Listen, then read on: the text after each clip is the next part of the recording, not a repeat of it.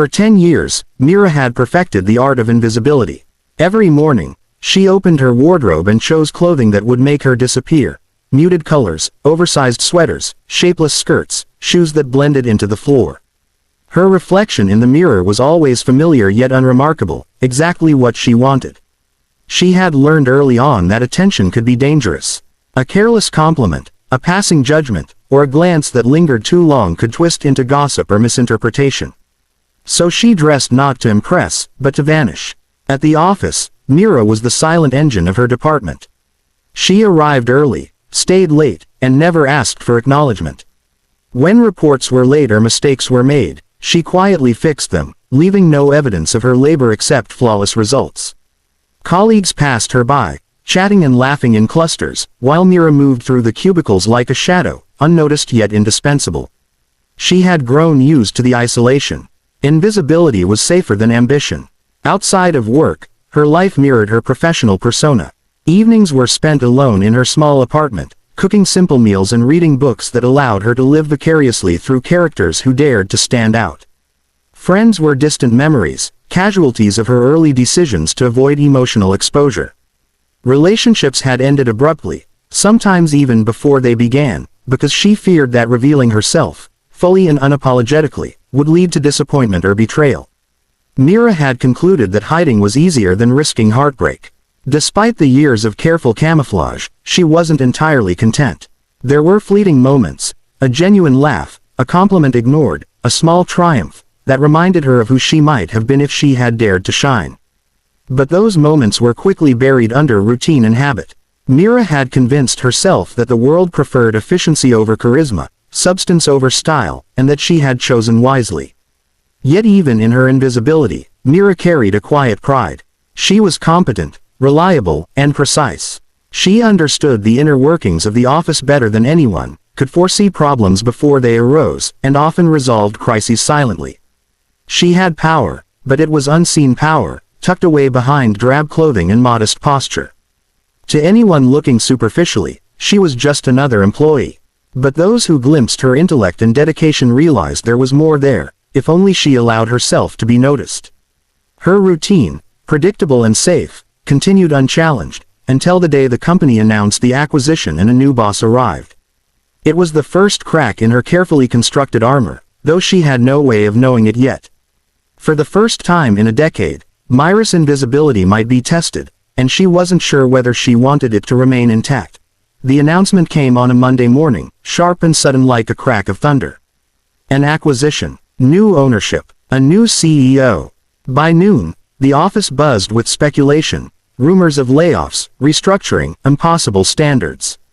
People straightened their backs, adjusted their clothes, and practiced confident smiles in reflective screens.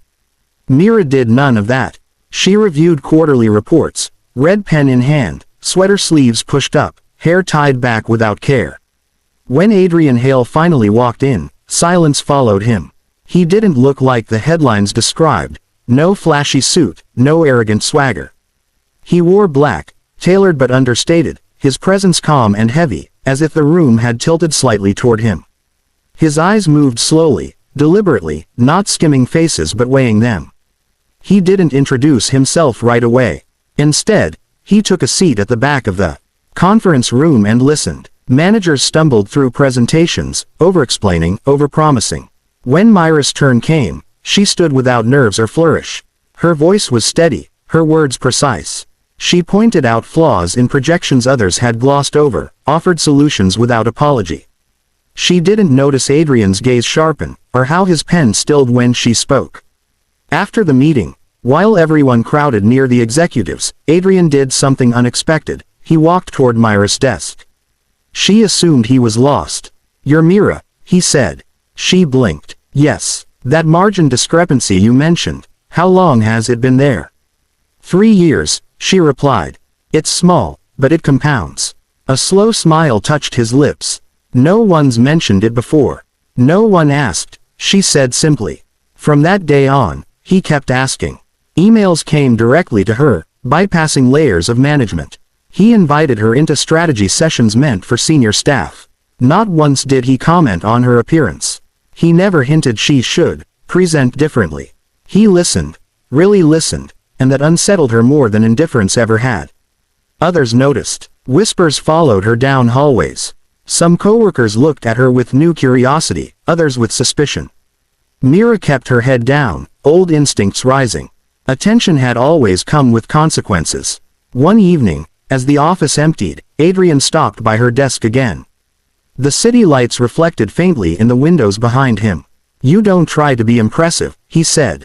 Mira stiffened. "I just do my job." "That's why," he replied. "You're not invisible. You were just never looking for an audience." As he walked away, Mira sat frozen, heart unsteady. For the first time in 10 years, being seen didn't feel dangerous. It felt unfamiliar, and somehow, like the beginning of something she hadn't allowed herself to imagine. The weeks that followed Adrian's arrival unfolded like a strange, delicate rhythm. Mira noticed subtle shifts in her daily routine.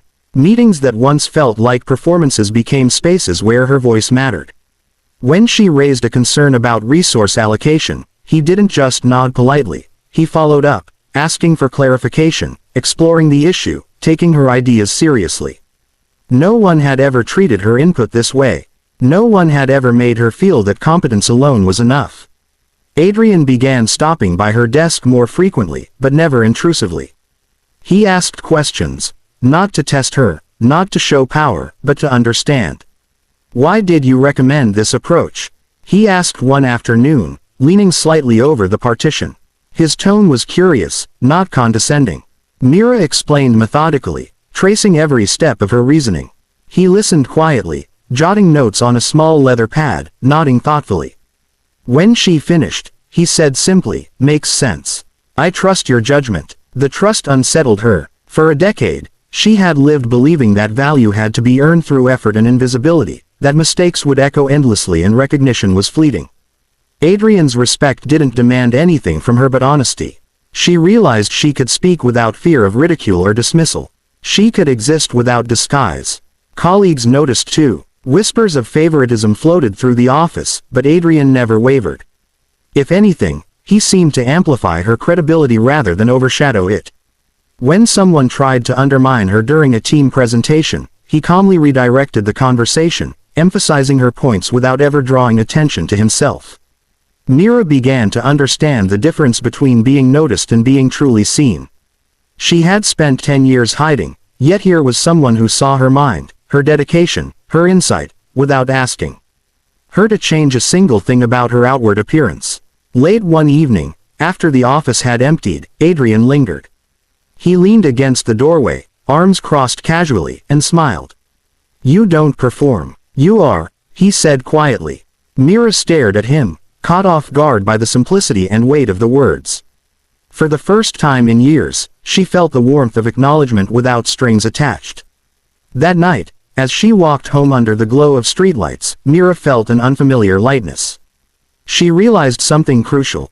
She had spent years trying to protect herself by hiding, yet the moment she stopped performing for the world, someone had finally seen her for who she truly was.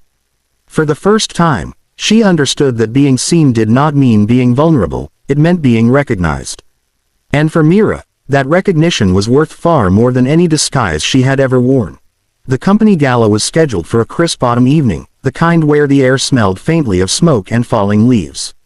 Mira arrived in a modest dress, simple, clean lines, muted colors, her usual style, but with a quiet confidence she hadn't felt before. She could feel the eyes on her as she entered. Colleagues, managers, even strangers whispered, impressed by the understated elegance she seemed to exude effortlessly. Yet Mira barely noticed them. Tonight wasn't about making others see her, it was about stepping into a moment she hadn't allowed herself to enjoy in years. Adrian arrived shortly after, as if drawn to her presence in the crowd. When he crossed the room, Mira felt that familiar weight of attention, but it carried no judgment, no expectation. His gaze held something rare, a mixture of admiration and ease. Without a word, he offered his arm, and she took it, surprised not by his touch, but by how natural it felt. "You look," Adrian began, then paused. "You look like yourself, and I like that." Mira smiled. It wasn't a nervous, uncertain smile, but one of quiet assurance. "I've spent 10 years looking like this," she said softly. I never needed anyone to approve it. That's why I fell for you, Adrian said. Not tonight. Not because of appearances. Long before that, he gestured subtly around the glittering room, where chandeliers reflected in crystal glasses and tuxedos and gowns shimmered. Because you're real. Always have been. For a moment, Mira felt a surge of emotions, relief, disbelief, joy. But beneath it all, a deeper understanding took root. Adrian's admiration wasn't a reward for transformation, it was recognition of authenticity, of integrity, of the woman she had been hiding. And in that recognition, she found herself choosing not him, but herself. The rest of the evening passed in a blur of polite conversation, laughter, and clinking glasses. But Myra's thoughts were elsewhere. She realized that the invisible woman who had hidden behind sweaters and shapeless skirts was gone.